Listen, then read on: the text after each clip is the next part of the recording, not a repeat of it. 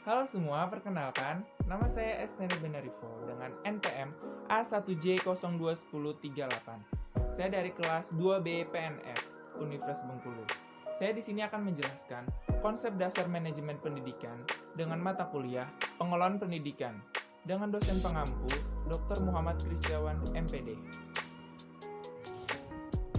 A. Pengertian manajemen pendidikan. Yang pertama, pengertian manajemen. Manajemen berasal dari bahasa Latin dari kata manus yang artinya tangan dan agere yang berarti melakukan. Manajemen dalam artian sempit sebagai penyusunan dan pencatatan data dan informasi secara sistematis dengan tujuan supaya dapat menyediakan keterangan serta memudahkan memperolehnya kembali secara keseluruhan dalam hubungan satu sama lainnya. Dan 2. Pengertian pendidikan. Pendidikan atau education secara semantik berasal dari bahasa Yunani, paidagoga, yang berarti pergaulan dengan anak-anak. Menurut Langeveld, pendidikan adalah setiap usaha, pengaruh, perlindungan, dan bantuan yang diberikan kepada anak tertuju kepada pendewasaan anak itu, atau lebih tepat, membantu anak agar cukup cakap melaksanakan tugas hidupnya sendiri. Selanjutnya, yang ketiga itu ada pengertian manajemen pendidikan. Manajemen pendidikan adalah suatu kegiatan atau rangkaian kegiatan yang berupa proses pengelolaan usaha kerjasama sekelompok manusia yang tergabung dalam organisasi pendidikan untuk mencapai tujuan pendidikan yang telah ditetapkan sebelumnya. Dan yang keempat itu yang B, unsur-unsur manajemen pendidikan. Ada man atau manusia. Man atau manusia berperan sebagai manpower dalam organisasi atau perusahaan diperlukan untuk memimpin menggerakkan karyawan atau bawahan. Dan material atau barang, material digunakan sebagai proses produksi dalam suatu perusahaan atau organisasi. Dan ketiga ada mesin, merupakan kebutuhan pokok dalam melancarkan jalannya suatu organisasi. Dan yang keempat itu ada money atau uang, dibagi menjadi dua, yaitu modal tetap berupa tanah, gedung atau bangunan, mesin dan modal kerja berupa kas atau piutang. Dan yang kelima itu ada metode, pemilihan dan penggunaan metode yang tepat digunakan sebagai aturan atau cara-cara tertentu yang bertujuan untuk menghindari terjadinya inefisiensi.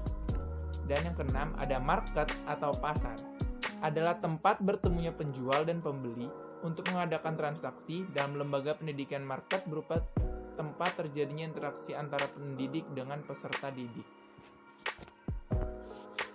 Selanjutnya, C. Ada tujuan dan manfaat manajemen pendidikan. Menurut Kurniadin dan Machali, antara lain, terwujudnya suasana belajar dan proses pembelajaran yang aktif, inovatif, kreatif, efektif, dan menyenangkan. Serta, menurut Fata, tujuan dan manfaat manajemen pendidikan antara lain sebagai berikut. Yang pertama, terwujudnya suasana belajar dan proses pembelajaran yang aktif. Selanjutnya ada D, pembagian manajemen. Itu ada 3. Yang pertama, manajemen puncak, berarti itu manajemen institusional atau eksekutif. Dan yang kedua, manajemen menengah, manajemen administratif, terdiri dari pemimpinan pabrik atau para manajer divisi. Dan yang ketiga, manajemen pelaksana, yaitu manajemen penyedia atau supervisornya manajemen. Dan selanjutnya saya akan membahas E, komposisi keterampilan manajemen. Ada 3 keterampilan. Yang pertama, keterampilan teknik, merupakan kemampuan untuk menggunakan alat-alat, prosedur, teknik suatu bidang khusus, ahli bedah, teknik pemusik, dan akuntan. Yang kedua, keterampilan manusiawi, yaitu merupakan kemampuan untuk bekerja dengan orang lain, memahami orang lain, dan mendorong orang lain, baik sebagai perorangan maupun kelompok. Dan yang terakhir, yang ketiga, keterampilan konseptual, merupakan kemampuan mental untuk mengkoordinasi dan memadukan semua kepentingan dan kegiatan organisasi. F. Ruang lingkup manajemen pendidikan. Yang pertama, kurikulum, yaitu merupakan sistem pengelolaan atau penataan terhadap kurikulum secara kooperatif, komprehensif, dan sistematik. Yang kedua, personalia, serangkaian proses kerjasama mulai dari perencanaan, pengorganisasian, penggerakan, dan pengawasan dalam bidang personalia. Dan yang ketiga, peserta didik, upaya penataan peserta didik mulai dari masuk sampai dengan mereka lulus sekolah.